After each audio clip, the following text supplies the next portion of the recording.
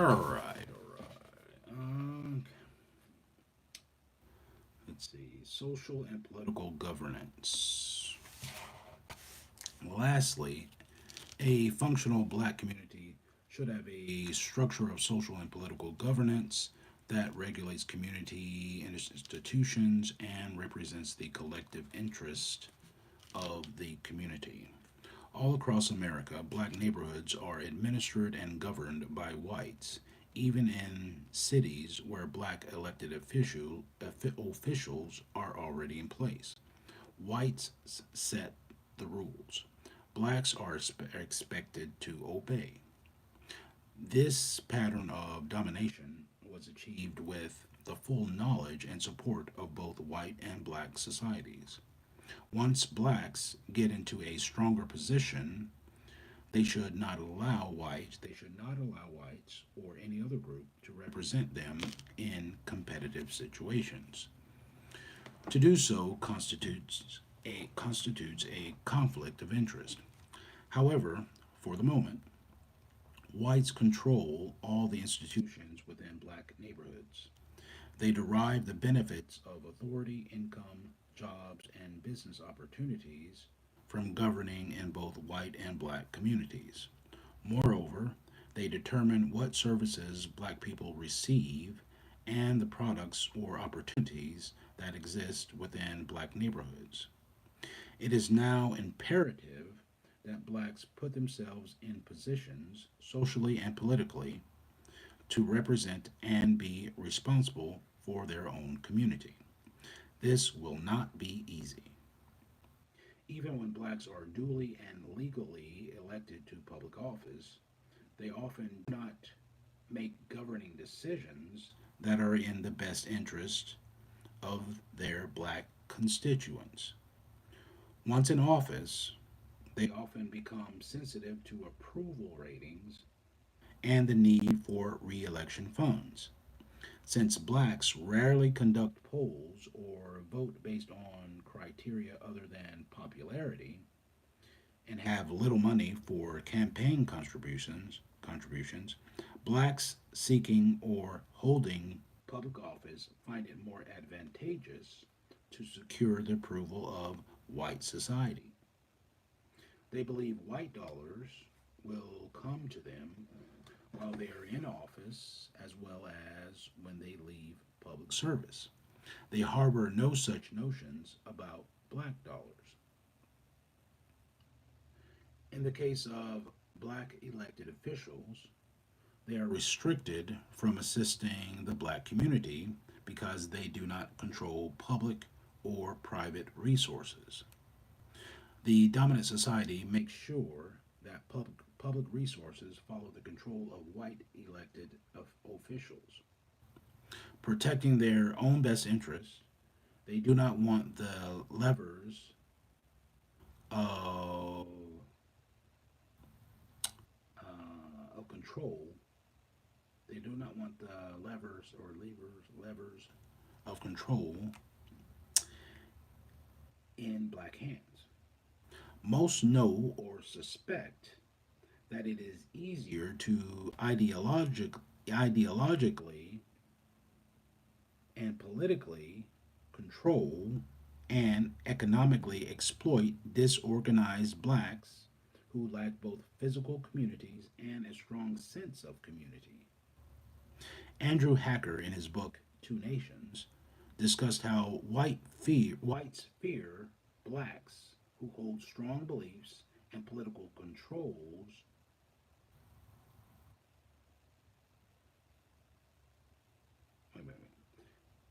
Discussed how whites fear blacks and hold strong beliefs and political controls should never surrender to black people.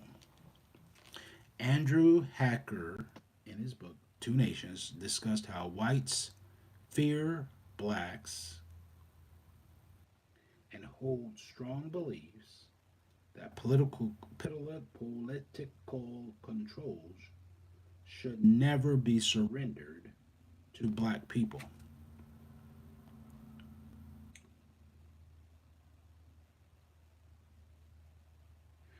Under this system of white domination, black elected official, black elected, under this system of domination, of white domination, black elected officials' political power is mostly symbolic. Withholding control of public resources from black officials is a standard operating procedure.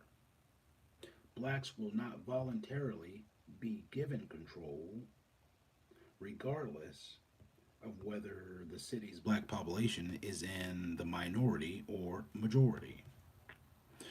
Without tangible resources and power, it is nearly impossible for the properly intentioned black elected official or black community to compete. Mm, mm. Nationalism and pluralism.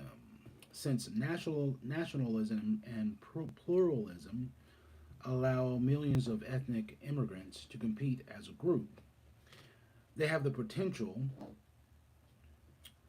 to do the same for blacks. Devotion to one's own cultural group or nation is called nationalism. Nationalism helps groups build communities, mobilize for power, and control resources. It allows cultural groups to function as nations within nations.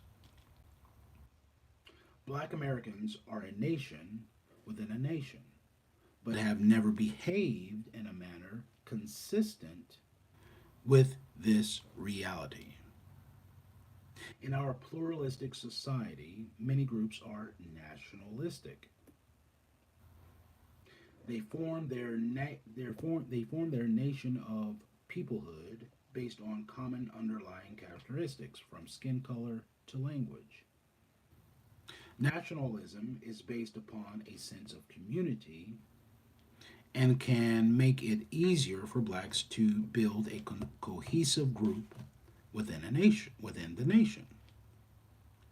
As an excluded nation living on the margins of American society, blacks have marched, prayed, and fought to be accepted by or into mainstream society.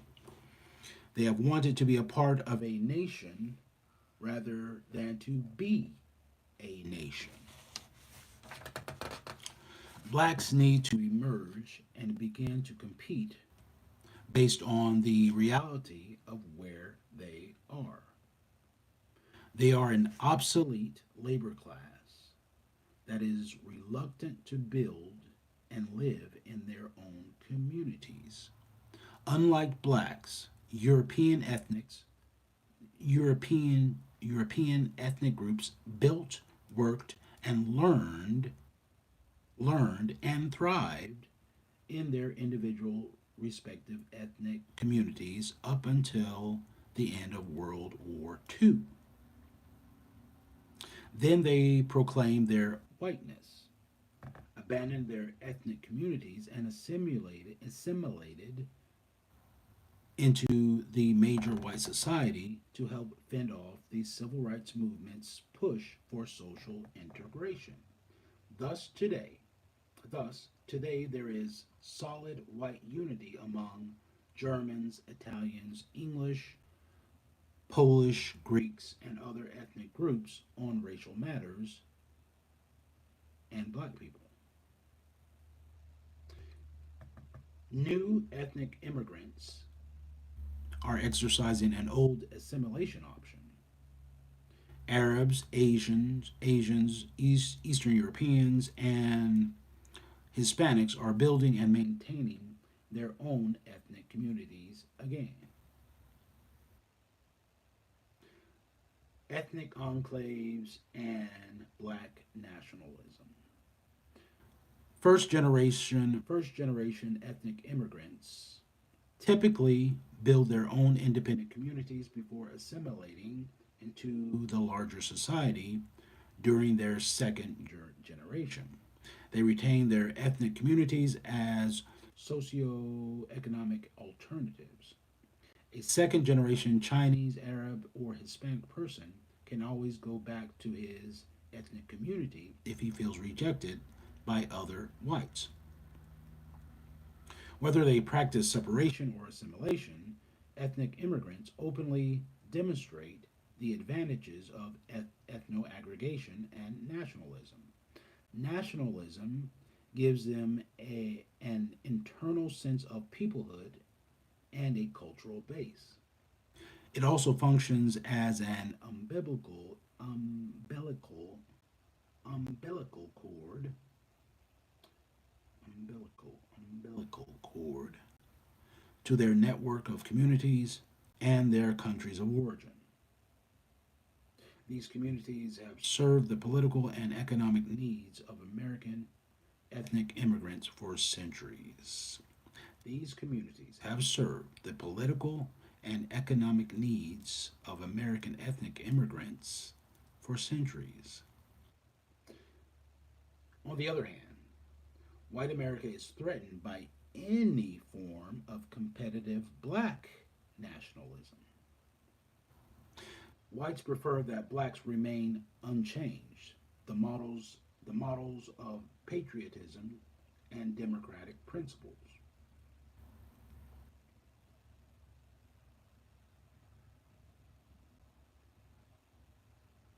They want black people to be passive and captive consumers who live in black neighborhoods and remain out of sight and out of mind.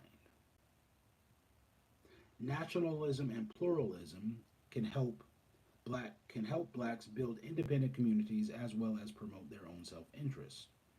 All major black population groups in America, except blacks, practice a form of nationalism, although they do not publicly call it nationalism. As indicated in Figure 8, nationalism is practiced whenever a racial or ethnic group is devoted to and be, acts on behalf of the interests of its own cultural group or nation. Spanish speaking groups, under the label of Latinos and Hispanics, practice nationalism by attempting to build a nation within America using the Spanish language to empower them to rights, space, and power. Jews, Mormons, and the Amish are examples of groups who have used their religion to establish a peoplehood and nationalistic identities. Chinatowns, French towns, and Polish towns are cultural enclaves built on a strong sense of peoplehood and nationalism. American Indian tribes are cultural and ethnic groups that feel a sense of peoplehood and pride themselves on being a nation within a nation. More than any group, the majority white society has always been a race based group with pride in its European nationalism and patriotism. All right, all right, all right. Figure 8. Powernomics vision, tilting the lines of power, wealth, and respect. All right. Yesterday, superior. Yesterday, superior whites, inferior blacks, slavery, and Jim Crow. Today, whites, blacks, integration. Tomorrow, whites, blacks, pluralism, vertical, vertical nationalism. Okay. Okay. And superior, inferior. Okay. Integration. Okay. Integration. Slavery, Jim Crow, integration, pluralism, vertical nationalism. Okay. As stated earlier, black Americans remain the exception, but not totally by choice. Black Americans are without a sense of peoplehood and community and tend to be afraid of black nationalism and Afrocentrism simply because the majority of white society is also afraid. Though black Americans, possibly more than any other group, have both the right and justification to be nationalistic, they have consistently elected not to be. Mm-hmm. Da, da, da, da, da, da.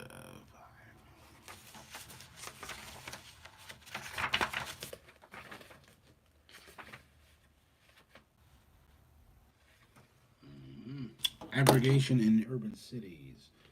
The a great competitive advantage for Black Americans is the fact that they currently sit on some of the most valuable and best located real estate, whether they are called inner cities or urban ghettos. Since blacks are the dominant population in large number of cities, practicing ethno aggregation and vertical integration can easily convert these areas into prime black business communities with just a little stretch of the imagination and capital. Most of these areas already have blacks in political office. Using black accountability, voters could easily mobilize to remove the politicians who operate from self interest and a non black perspective.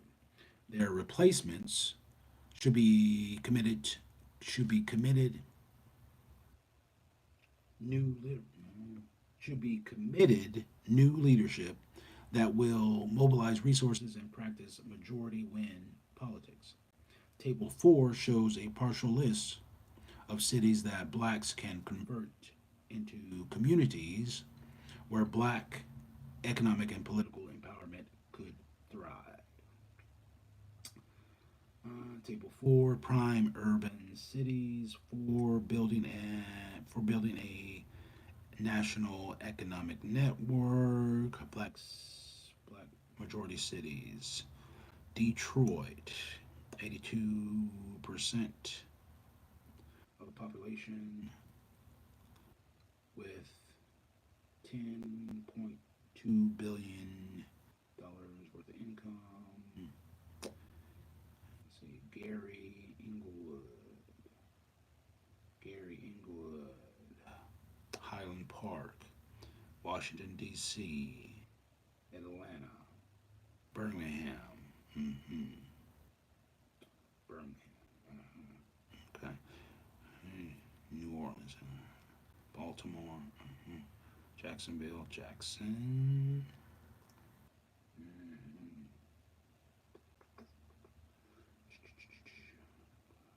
city, city boundary manipulated, Bangkok consolidation, New York,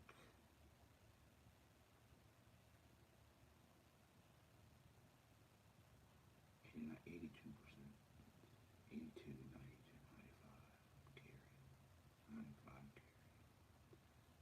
Gary, 55, Inglewood, Washington, D.C.,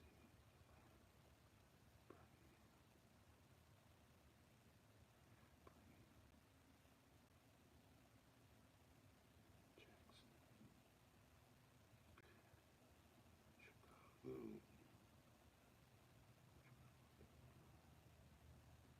14, LA, Houston, Memphis, Dallas, Cleveland, Cincinnati, Milwaukee, St. Louis. Okay. Since blacks are the dominant population in major cities, they have the political potential to build major industries and establish vertical control. In the cities listed in the third column of Table 4,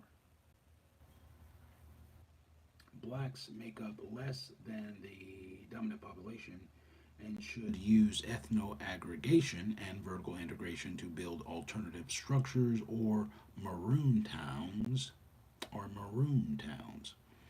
This is an appropriate historic name for those communities.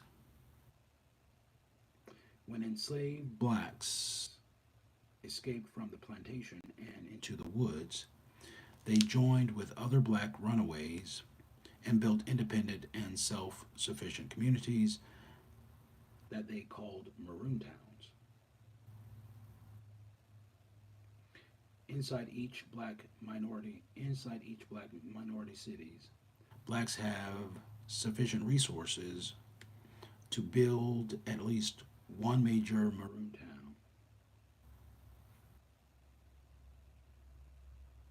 with its own business centers and street malls.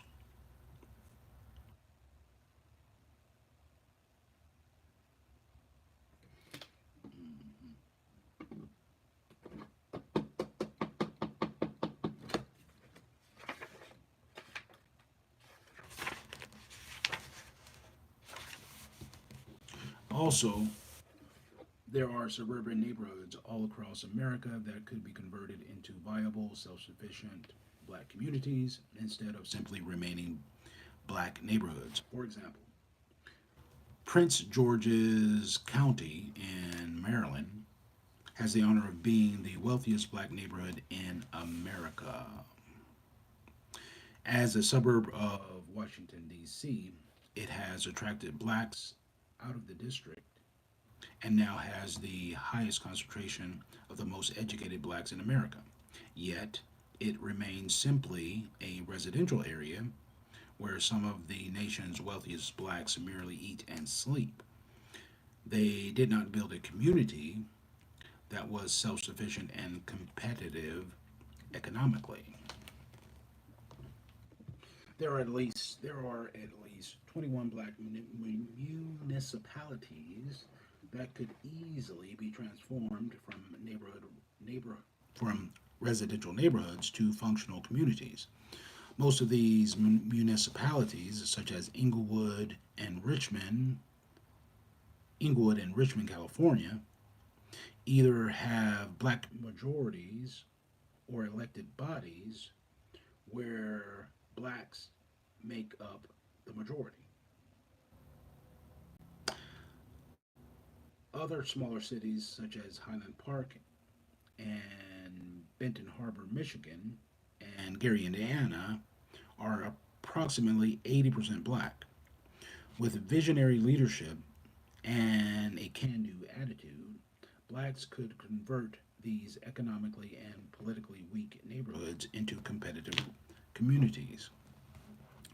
Rebuilding can begin by staking out competitive okay, rebuilding can begin by staking out competitive space on which to build and operate.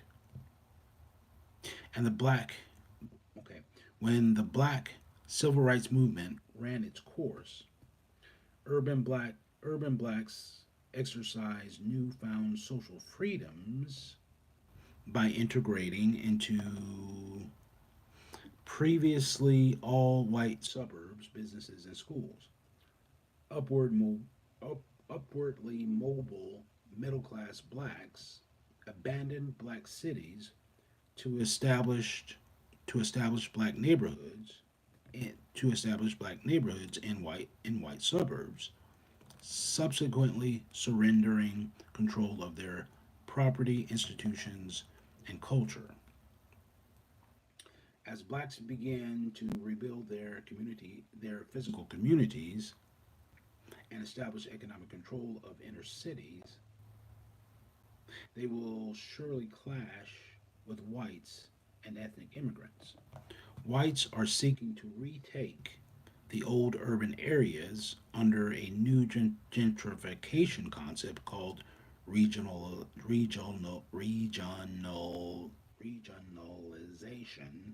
Regionalization allows whites to hold onto their suburban territories while their majority legislative bodies push suburban legal boundaries into urban areas and bring them under one regional government controlled by whites.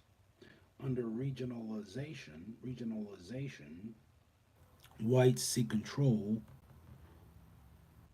to control government, public institutions, and properties.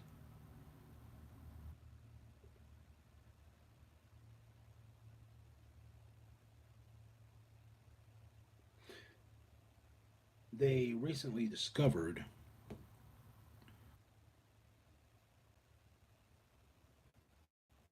they recently discovered that it was a mistake to abandon the urban cities to back to blacks following the civil rights movement to blacks following the civil rights movements.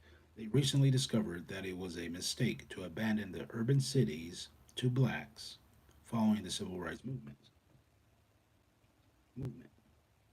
The whites have cannibalized the cities, the locations themselves, and the remaining infrastructures are still valuable. The wealthy and power elite want them back. If whites are successfully retaking black neighborhoods and cities,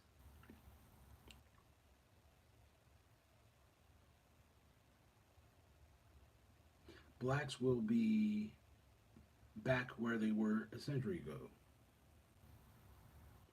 They will own and control nothing. Worse, they will have to compete with new ethnic immigrants as well as whites for space in cities like Detroit.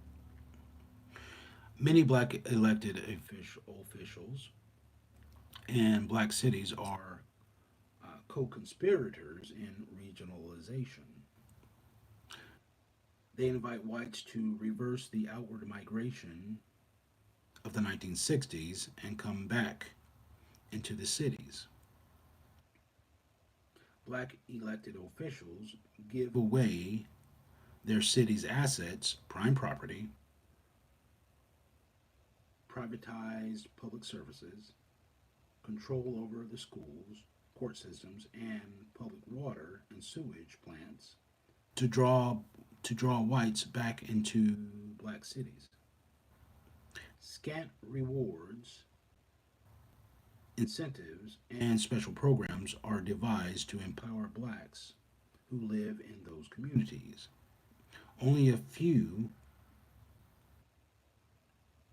black public officials are trying to hold on to their neighborhoods and control the government.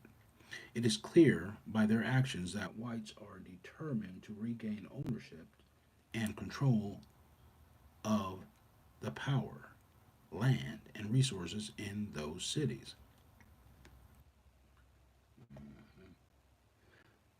The same whites who work to keep control of black assets criticize the way blacks live and would never allow conditions similar to those in black neighborhoods to exist in their communities.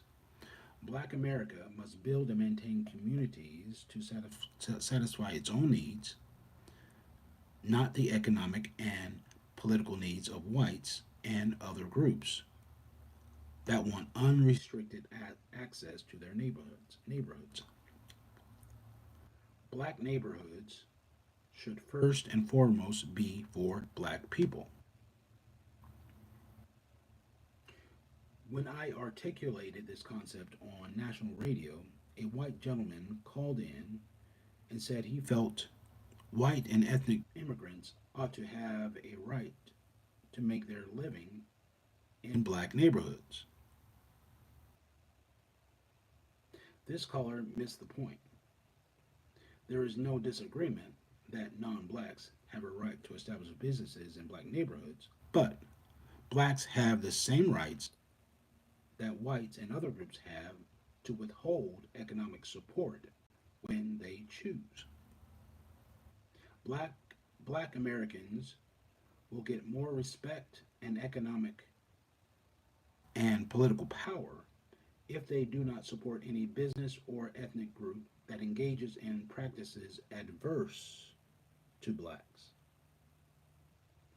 No law or public policy can make blacks spend their money in non black owned businesses. No law or public policy can make blacks spend their money in non black owned businesses. If it were illegal to boycott, then nearly all of white America in its in and its ethnic subgroups would be liable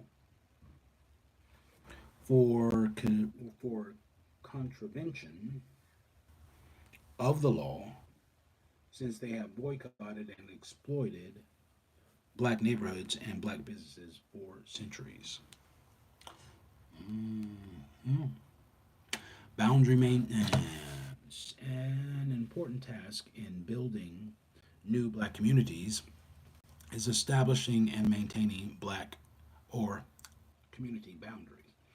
An important task in building new black communities is establishing and maintaining community boundaries. It is a common sight to see animals mark their territory.